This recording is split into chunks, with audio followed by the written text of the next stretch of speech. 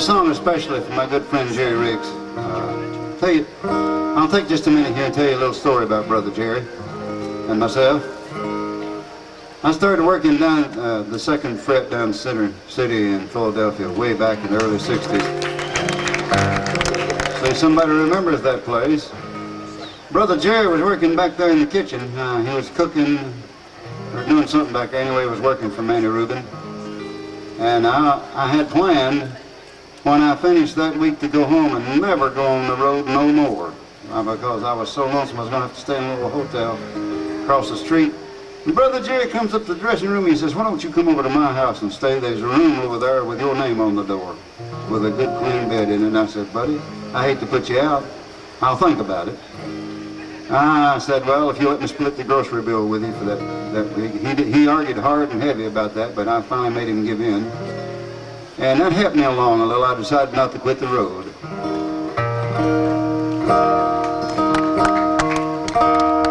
Sometimes I don't know whether to thank Jerry for that or not, but bless his heart, he's a good friend. Here's a song he requested. It's called "The Wreck of the 1262. This was done originally by a fellow, Vernon Delhart, on one of the old records.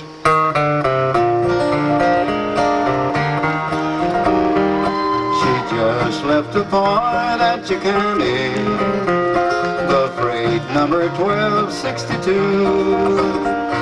and on down the mountain she traveled.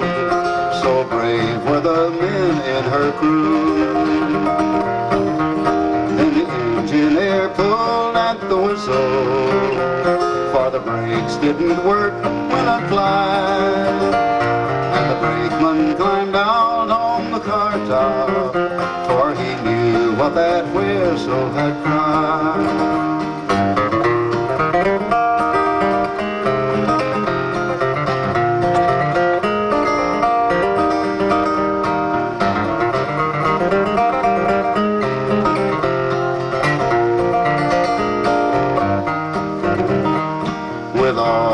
The strength that God gave him, he tied in those brakes with a prayer. But the train went right on down that mountain, her whistle still piercing the air.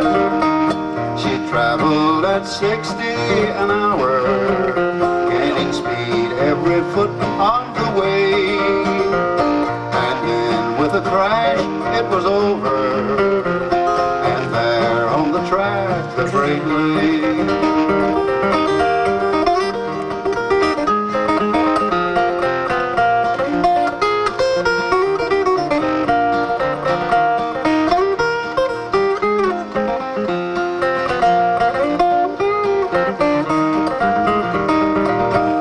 Now it's not the amount of the damage or the value of what that wreck caused.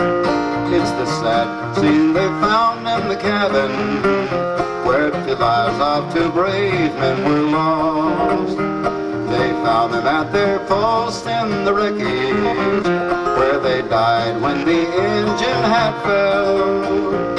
The engineer still held the whistle cord, and the fireman still clung to the bell. Yes, the story is told of a freight train, but it should be a warning for all. We need to be prepared every moment, for we can never tell when